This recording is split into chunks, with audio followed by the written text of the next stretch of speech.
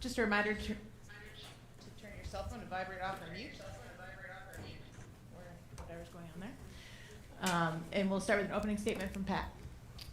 Good afternoon, everybody. Thank you for all being here as we discuss yesterday's announcement of leadership change within our football program. Let me begin first by saying James Franklin is a tremendous man, husband, father, mentor to countless student athletes, and a good friend who has always carried himself with dignity and represented Penn State with absolute class. Beyond the wins and the accolades, James has been a trusted ambassador for this university and a friend of the Penn State community. We are all incredibly fortunate to have had James Franklin lead our football program for over a decade. And we will be forever grateful to him and his family. We wish them nothing, and I mean this, I wish them nothing but success in the next chapter of their lives. That said, at Penn State, we hold all our programs to the highest standards in our shared pursuit of excellence.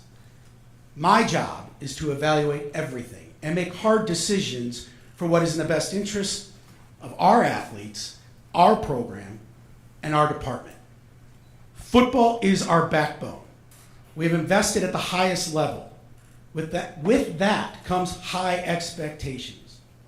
Ultimately, I believe a new leader can help us win a national championship, and now is the right time for this change. Terry Smith will serve as our interim head coach. Terry's a proud Penn Stater. He helped build this program as both a player and a coach, and he understands what it means to wear the blue and white. I am confident, and I can tell you, he will pour his heart and soul into this role, and our players and fans deserve nothing less. The search.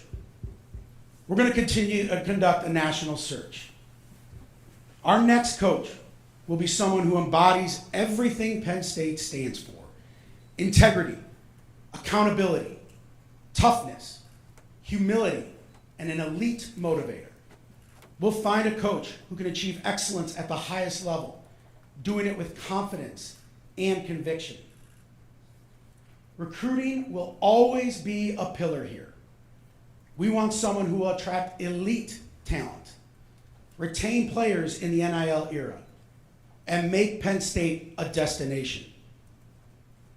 This is also about the modern era of college football. Our next coach needs to be able to maximize elite level resources, attack the transfer portal, and develop at the highest level. This person has to fit Penn State. They need to represent the toughness, the blue-collar work ethic, and the class that defines this institution. We want someone who honors our tradition but isn't afraid to evolve. Someone who understands the weight of we are and leads us forward with a vision of championships. The right coach will rebuild the unity and pride that defines this historic program. And they will ignite this fan base around a shared belief that we're capable of greatness and we're going to do it the right way. And we are the best program in the country. We have made significant investments in this program. We compete in the best conference in the country. And we have the best fans and alums in the country. With a renovated stadium on the horizon, I have nothing but confidence in our future and in our ability to attract an elite leader for our Penn State football program. And finally, to our fans, alumni, and community, we all need each other. We all need your support. And all our focus, let me repeat, all our focus should be around the young men in Lash right now who wear the blue and white. We have a lot of football left. They deserve every ounce of our support.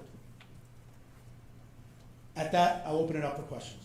We're going to start on Zoom. Use the raise your hand feature. We're going to start with Ralph Russo and then go to Rich Scarcella. Hey Pat, thanks for doing this. Can you get into it all the structure of the buyout and how it could be paid out with James? No, I know that was going to be the first question. Look, I'm not going to get into the financials. What I will tell you about the buyout, this is an athletics issue. This is not the institution's issue. So we, in athletics, are covering all the costs. I just want that to be known. So we are absorbing all the costs associated with this. As it gets to structural, how it's paid, I'm not going to get into the details of that, and I'm not going to get into the financials either. We'll go to Rich Scarcella, and then we'll go to Mike Gross. Thanks, Chris. Pat, when did you reach this decision? And considering your relationship with James, how difficult was it? Rich, I appreciate that. I'm going to be very transparent with y'all. This was extremely, extremely difficult. It's been a very difficult 48 hours.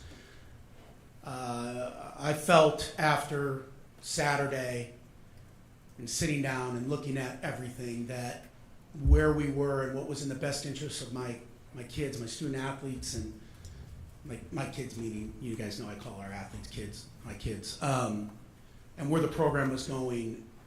At this time, we just had to make the hard decision. And look, as all of you know as leaders, when you lead an organization like this, when you've made the decision, you have to make the decision with a whole heart and with conviction. And so, I was going to sleep on it on Sunday,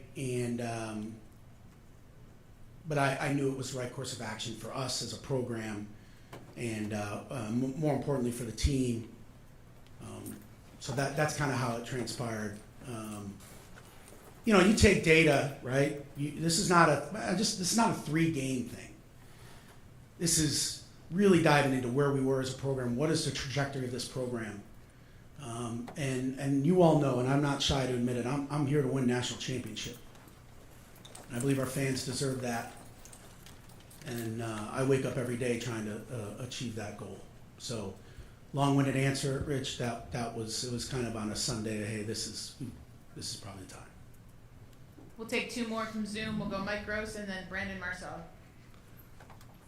Hi, Pat. Thanks for your time. wondering about doing this 6 weeks into the season. Yep. Making this move in the middle of the season. And particularly since you used the phrase in your opening statement, rebuild the unity and pride. Had this gotten to a point where you're looking at the football program and saying, this is untenable going forward? And what led you to that conclusion other than what's on the scoreboard? Yeah, no, I think, Mike, you're right. You when you make these types of decisions, and we make big decisions all the time. I make decisions that no one really knows about our athletes and where we're going and all that. But anything this significant just doesn't come on a whim. And you have to have scenarios and we do. How is this going to go? What if this happened? But looking at where the program was and where it is, and where we want to be as a program, I just felt there was no other course. And I felt it was time. Now remember, we're in a different era of football. And there's a lot of things that come with this new era, and transfers and everything. And so that probably was down the road in the thought process. But I did feel like for our student athletes and the staff and the program and our fans, there wasn't a choice. There wasn't more. And by the way, when you make that decision, you make the call. I have to be the leader. I have to make hard decisions. And so that's why I felt like it was appropriate. Go Brandon Marcello, and then we'll come into the room for Mark Brennan. Pat, thank you for doing this today. I was wondering, across college sports, we've seen buyouts and guaranteed contracts kind of exploding, and the money continues to rise. I was wondering, how will you kind of approach that when you go about looking at a new coach and hiring a new coach, especially with athletic departments across the country, and including your own, having to mind their money more closely these days? No, I think it's a great question, Brandon. You're right. When all these contracts were signed, the use of the money going to rev share and all the other pieces that are involved, you have to process the financials in such a different light. And so, quite honestly, when you get into a search and you start to have those hard conversations, hey, what do you envision this program? How do you envision this program looking? How do you envision winning a national championship? I mean, the facts are the facts. Like, you got to recruit at a high level. And now, the transfer portal, you got to be able to recruit in the transfer portal at a high level. And so how do you use your resources in the right way in building a roster that compete for a national championship, Brandon? I am very blessed, and this I don't have anything to do with this, I don't believe, to be the athletic director at Penn State. We are blessed because of our fans, our alums, and the support we receive, that we can do more than most, and that we have elite resources here. And so that allows us to be able to have real conversations and put our resources to the test in the best direction. Go Mark Brennan, then we'll go Jay Trotter. Pat, obviously recruiting ramifications from this. What are you doing personally to mitigate what's been going on, and how are you discussing with Terry and the staff how to handle the situation? Look, none of that is surprising, right? And by the way, I mean, the recruiting world has changed. I mean, student athletes are flipping and going everywhere, and look, I'm not going to be naive. I probably know that every Power 4 conference, every Power 4 team has reached out to our student athletes already. I'm not naive to say that that's where the industry is, but what I will tell you is Terry and I talked, and one of the reasons why I was comfortable in doing this now is because of Terry. Terry's an elite recruiter. Terry has relationships with those kids, and Terry and I first, we talked about many things, but that is a part of it, and we've got to continue. I think what we will show is that we're big. We're such a big and historical program that we are going to weather the storm. We have weathered far worse than this. And so I think once Terry gets settled in, now let's just talk about me. And our coaches know this. I'll talk to any recruit, whether it's fencing, football, wrestling, basketball, volleyball, I don't care. And I will continue to be very active in that process. I will say right now for me, I'm just going to be very honest. I'm less worried about 27 kids and more worried about my kids in the locker room right now. That's my focus. Terry has a great staff that he will lead to deal with the recruiting issues. None of it is surprising. But right now, I want to make sure that we're prepared to go and get after Iowa. Jake and then Bob. Yeah, Pat, you said this wasn't a 3-game thing, but 3 weeks ago you're in the top 5. A few months ago you're a player or two away from the national championship. So when did you first begin to think that this might be a possibility? And then how much of 1-18 versus top 10 Big Ten opponents played into it? Yeah, and it's a good question. Like, in this role as athletic directors and CEOs, you have to be ready for anything, right? Did I expect to have to walk up those stairs yesterday at Lash Building and talk to James like I did and have that conversation? No. But we're built, or you should be built, ready to handle what adversity is coming and what you believe is the right thing for the program. I weigh everything when I make a decision. The PhD nerd in me is like, I do data, I do analytics, I look at everything. And when you start to look at where we're going, and yes, how this year had been playing out, all those things you have to take into consideration. We're all humans. James Franklin's a human being. It's a job he loved. And people can say what they want about James, but James, it's a small world we have and we're all friends. And so you cannot make decisions of this magnitude lightly.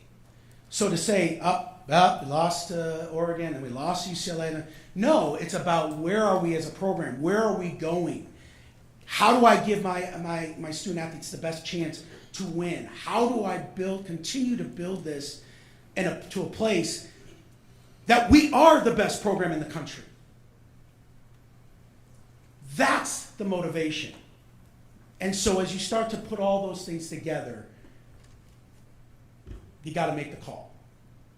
And that's where we were. So you were prepared, but you didn't expect to. You always have to be prepared.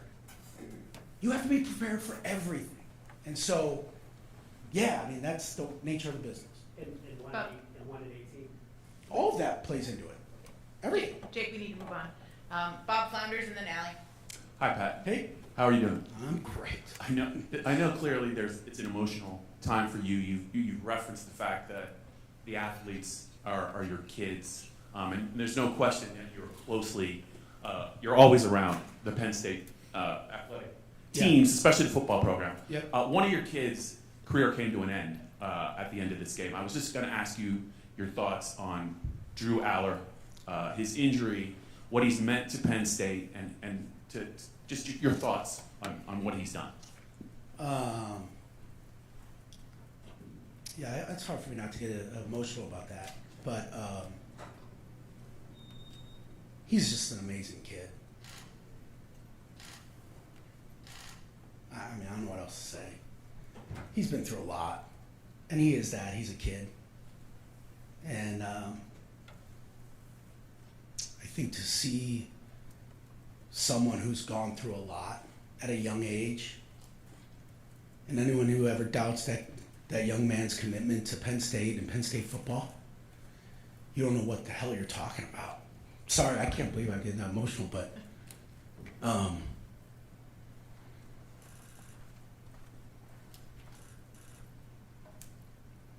Drew's one hell of a young man. And he puts up with a lot of crap. And I get it. The NIL era, he's still a kid. And I can't have there's not a negative word that comes up when I think of Drew. I apologize. But you got to understand, these kids work so hard, and they love Penn State so much. And I get to see them in a different way than you all do. I get to see them as,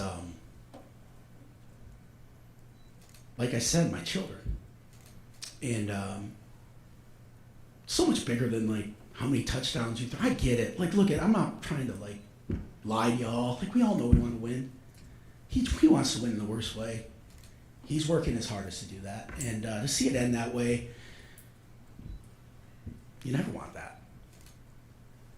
No matter the outcome of the games, I want every one of our athletes to finish everything they start in life and in games. And he's going to be an incredible pro football player. He's going to be an incredible ambassador for this program.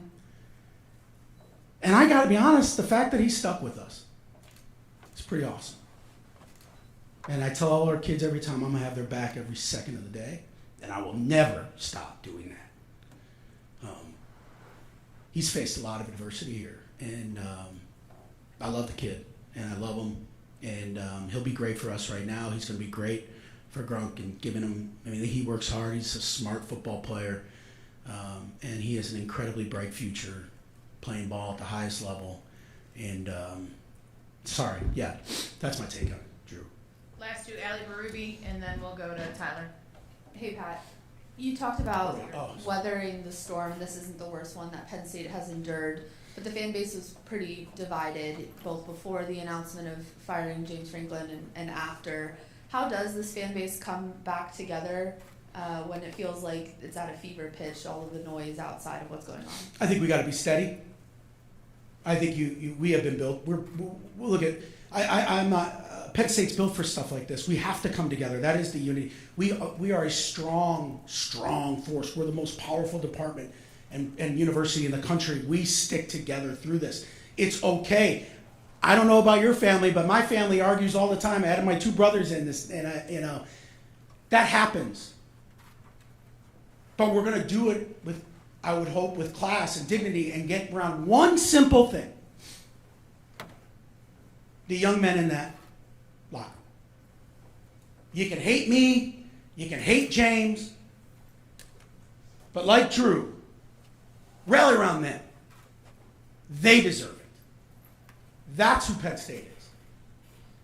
That's who we are, and I believe in my heart of hearts that will continue to be what drives us to where we're going to end up. Last question to Tyler Donahue. Hey Pat, we appreciate the transparency this morning. Oh, yeah. Back here. Sorry. You mentioned Terry Smith and what he brings to this role. You mentioned the national search for your next coach. Could those two things become intertwined? Is Terry Smith going to be under consideration to become the next full-time head coach at Penn State? Absolutely. Everybody's under consideration. And I'm going to help Terry do everything he can to run the table. But yes, he will be considered a candidate. All right. Thank you very much, I Pat. appreciate y'all. We'll have Terry down here in a minute.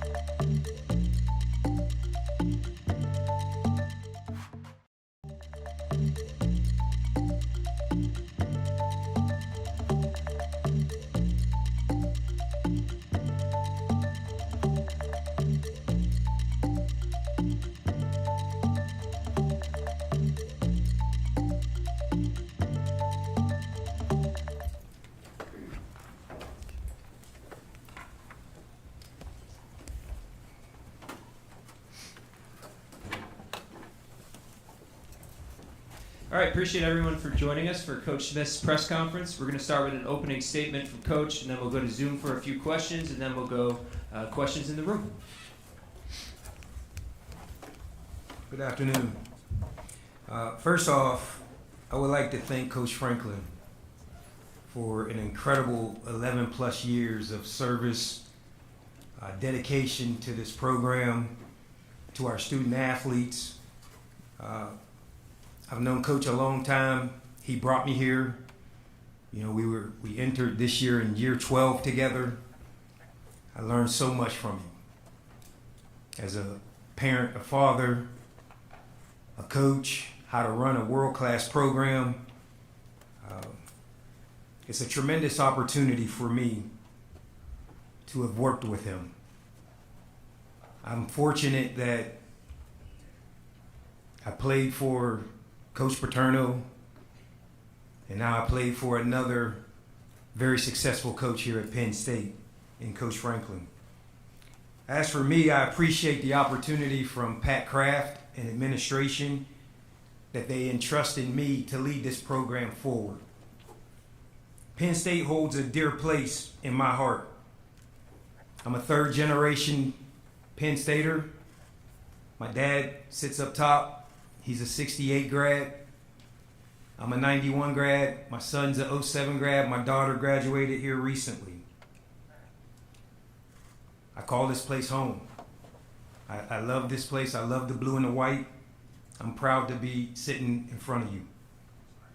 For our program, we need to stick together, stay focused, keep the standard. Nothing changes when it comes to the expectation, as Pat alluded to earlier. We need to get back to enjoying ball, being tough, gritty, and passionate. Our players and staff will respond with great energy this week as I'm excited for the opportunity to lead everyone in the Lash building. The players, staff, and myself are going to continue to represent Penn State with the pride. We will continue to do it the right way. With that, I'll open up to questions. All right, we're going to start with Zoom. Let's go to Rich Garcella, followed by Johnny McGonigal. Thanks, Greg. Terry, thank you. Appreciate this. Can you describe your reaction when you learned about Pat's decision? How did you find out? And have you spoken to James since? Yeah, I found out Sunday afternoon. We had a team meeting scheduled at 1:45. I probably found out at 1:20-ish.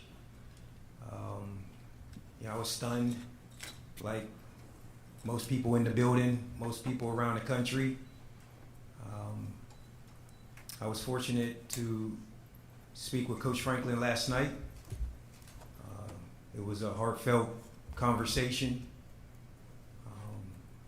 I just wanted to express my gratitude and thankfulness for him and all that he's done for me, my family, and this program.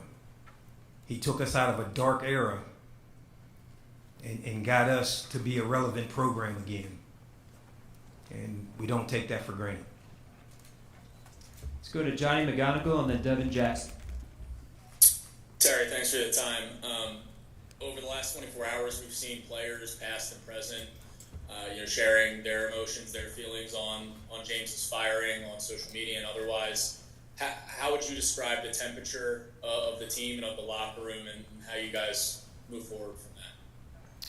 Yeah, the temperament is, there's guys that are shocked that it happened. We didn't anticipate this. The staff, we didn't anticipate this. But it has happened. And so, every person that's in the Lash football building, James Franklin brought them there. From the coaches to the staff to all the personnel in the building. He brought every one of us there. So there's an attachment to him. There's a sense of loyalty to him. Now it's my job to press us forward.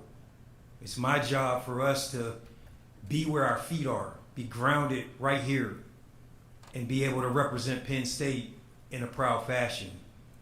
We've got to get our grittiness back, our toughness, our swag, and most importantly, we got to go have fun. Enjoy playing the game of football.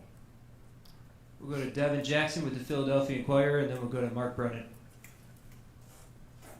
Hey Terry, thanks for doing this. Just wanted to ask you, obviously, about the recruiting front. You do a lot of things for Penn State and the recruiting aspect. Now that you're the interim coach, how will that, if any, affect what you do for the recruiting, and how do you guys approach it now with James going? Yeah, I've got my work cut out for me. I've probably recruited almost 3/4 of the roster.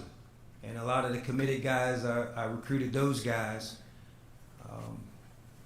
We're just going to continue to press forward. We're going to continue to recruit. We're going to continue to get in front of these guys. One thing that hasn't changed is Penn State is Penn State. We all know the expectation of being here. Pat made it clear. We're going to be successful. We have always been successful. It is the only way we know. And so we're going to recruit the young men that want to be here. And when we suit up come 2026 with a new roster, they're going to be equipped and ready to go. So recruiting is going to work as is. We're just going to keep our tedious approach and keep contacting those guys and try to get them on campus to visit and just to remind them how beautiful of a place this is.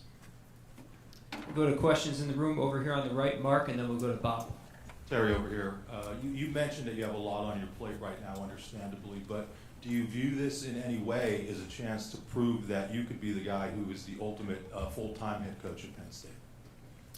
Yeah, I'm thankful that Pat and administration chose me. They could have chose anyone in the building. I'm just thankful. I love Penn State. And all I want to do is help Penn State be successful and win. All right, I'm sitting in this press conference because we didn't win enough. And whatever I can do to help this place win is what I'm willing to do. I would be remiss to say if the opportunity didn't put itself out there for me to be the head coach permanently, absolutely I would love that opportunity. In the front, Bob. Hi, Terry. How you doing? You were the corners coach a couple of days ago. Now you're the interim head coach. I'm just wondering, you haven't had a lot of time. Are there going to be any staff changes, or will you change up maybe any responsibilities on the staff to get things more streamlined for the second half of the season? Good to see you, Bob. Not immediately, other than have to replace my cornerback position. Jordan Lucas will take that role. There will be no other staff changes immediately. This first week, I want to get my feet grounded underneath me and understand all the roles of being the head coach and the CEO of this program. I will take a deeper look in each day as to where I see that I can help us improve. Let's go over here. Neil. Hey, Terry. Can you say how James took it, and has he had an opportunity, or will he be able to talk to the team? How's that work? Yeah, so fortunately for him, he was able to address the team. He let them know. And as you could imagine, it was emotional. Those kids love him. He went into each and every one of their homes and brought them here. And their families entrusted him. So there was a lot of emotion in that meeting. James is a great guy, man. He's done so much for all of us that we're just thankful. We're gonna miss him. Let's go to John. Hi, Terry. You mentioned the loyalty to James aspect of this. Was there any hesitation on your part to take the interim role out of loyalty to James, and what was his reaction when you told him that you were the interim head coach? James has always told me that if something happened to him, he would recommend that I be the next person to lead. So he understood. We're all under contract. We have to press forward. We're dealt a certain hand in life, and whatever that hand is, you have to play it. This is the hand that I've been dealt to lead this program. When I woke up yesterday morning, I had no idea I was going to be the interim head coach of Penn State University. Today, I'm super proud to be that, and I will lead this program to the best of my ability, and we're going to get it back on track. Let's go over here on the right, Audrey, and then we're going to go to Jake over here on the left. Hey, Terry. Can you kind of talk us through, obviously there's a learning curve with Jim's defense that these guys are working through as this now kind of falls on your plate too. Are there things that you think you can do to simplify maybe this defense the rest of the way to get these guys playing faster and more aggressive, which is what James had told us has been an issue? Yeah, on the defensive side, the biggest thing for us is we've got to get our defensive line to be in sync. Everything starts up front. So the true things that we have to fix this week is the offensive line, defensive line. And not that they're problems, but they got to be able to control the line of scrimmage. You control the line of scrimmage, you control the game. And those are the two things that we're focusing on this week. And it goes back to part of my original statement of toughness. We got to be tougher up front, and that sets the tone for what everyone else does. Over here on the left, Jake. Yeah, Terry, you guys were a 2-point conversion away from maybe being the #1 team in the country 3 weeks ago. How do you explain what's happened these last 3 games? And then do you have an update on Drew, his injury, his recovery outlook? Yeah, we were, like you said, a 2-point conversion away from beating a top team. I don't really have an explanation, losses. When we look back at last season, there were so many close games that the ball bounced our way. Right? We go to USC and we're down 20-7 and the ball bounces our way. We go to Wisconsin and the ball bounces. We go to Minnesota, the ball bounces our way. This year the ball's not bouncing our way, so we have to persevere and press forward and keep grinding to be better. And as for Drew, I don't have any other updates other than he's out for the year. Back left corner, Allie. Hey Terry, how are you? You talk about Penn State with so much love, and you always have, and we've seen this program overcome some incredible odds. To look at where you are today and trying to bring everyone back together, what do you think is most important for people to know about why you love Penn State so much and why they should love Penn State? Yeah, Penn State's done so much for me and my family. Like I said, my dad, he graduated in '68. He set a tone for us. He moved us out of small town Aliquippa, Pennsylvania, and showed us a better life through his education here. And, when I graduated in '91 and now I'm supporting and taking care of my family, it's because of Penn State and all the lessons that I've learned here. And, I just want to give back to this community what it's always given to me and my family. And it means everything to me. I don't see working here as a job. I love waking up every morning and showing up for work and trying to make us better. In the back over here, Tyler. Terry, thanks for your time. Wanted to ask you about your new starting quarterback, Ethan Grunkemeyer. What can you tell us about how he's responded since Saturday evening, and what have you learned about him thus far during the season that maybe we haven't, and to lend you confidence moving forward? Yeah, we have every bit of confidence in Ethan. He's got a strong arm. He's athletic, super smart kid. We're entrusting him. He's been thrown in there just like I've been thrown in there, so we got something in common. And, he's going to be ready. We're going to rep him all week and drill him all week and put him in class on grass. And, we're very confident we're going to have a game plan for him that fits him. Super excited to see him go out there Saturday night.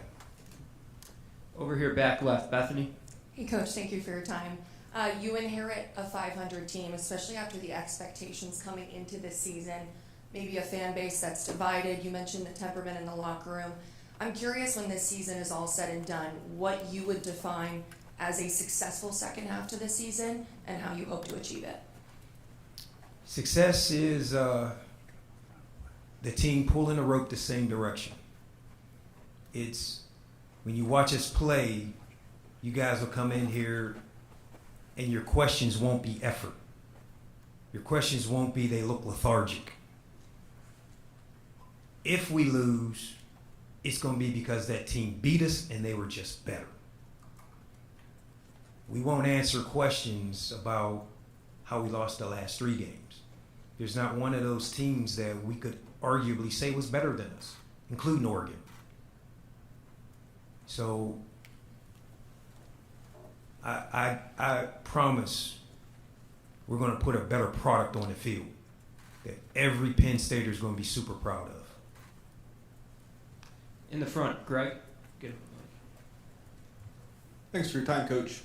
2 personnel questions for you. A.J. Harris only played 18 snaps. I believe the last one was after the touchdown over his head. So was he taken out of the game? Was he injured? And is there anything you can share with us about Cooper Cousins after he was out last Saturday? Yeah, A.J., unfortunately for him, he was put in a position and, got beat on the touchdown. And, we made a decision at that time to just play some other guys. AC, Davian Collins, and our other corner, Elliott Washington. Those guys have rotated all year, and we just felt like we had a better chance to have success with those guys. As far as Cooper Cousins, he's a week-to-week process, and, we'll get to practice tomorrow and kind of figure out where he's at, and, hopefully he'll be ready. Way in the back, T. Frank. Terry, right here. You've mentioned a couple times whether it's swag, having fun, grit, determination, some of those things that you said that you want to get back for this program. What do you think led to losing them in the first place? There's a number of reasons.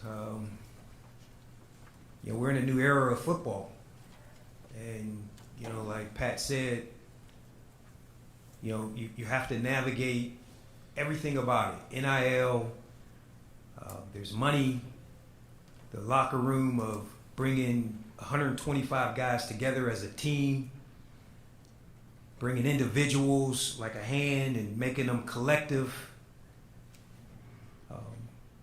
That's my job now. And I've got to bring everyone together to see the benefits of how we can all succeed as one. And it's not going to be easy because these guys love Coach Franklin. And some of them are torn up. And we got to rally the troops and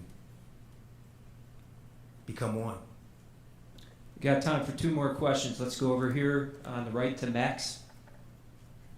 Hey, Terry. Appreciate the time. When we have in-season coach firings in today's era, sometimes it's a commonplace to see some players decide to redshirt, sit out the season. 6 games in, you don't have to deal with that quite as much, but by my count, you have 31 players who are in that situation. How do you address that dynamic within the team? Well, I'm glad to know it's 31 in that, so now I have something to look forward to. That's another dynamic that I have to manage now. I've talked to a few players personally today. It's my message to all of them is you signed up to play football. We love the game of football. And let's keep the main thing the main thing. You only earn opportunity through production on the field. And if you're not productive on the field, doesn't matter where you go, want to sit out. Who wants you next? You're not going to make the money you think you're supposed to. You're not going to be drafted where you think you're supposed to be drafted.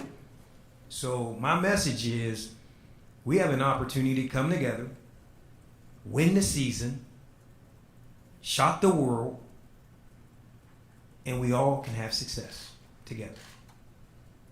Last question over here on the right, Daniel. Terry, thanks for your time this afternoon. Along those lines, when you talk about message, what have the conversations been like with some of these recruits? What's your message to them and their families as they are trying to make a decision for them, given what's going on here? Yeah, it's a twofold question because you got your 26 class and your 27 class, which is a whole year and a half out, right? Those guys are going to be directly impacted by the final decision of who the head coach will be. Our message is, remember all the reasons you chose Penn State. This is still a great university, offers a first-class education. It's going to be first-class football. We play in the Big Ten at the highest level. No matter who the next head coach is, Pat and Vinny and the administration are going to bring an outstanding candidate here. So, it was always the message that we would give these recruits in the past about assistant coaches, right? There's always going to be a great leader here at Penn State University. And that standard is the standard, as Pat said. And whoever the next head coach will be will uphold that standard, and they'll be in good hands. Thank you very much, Terry. Thank you.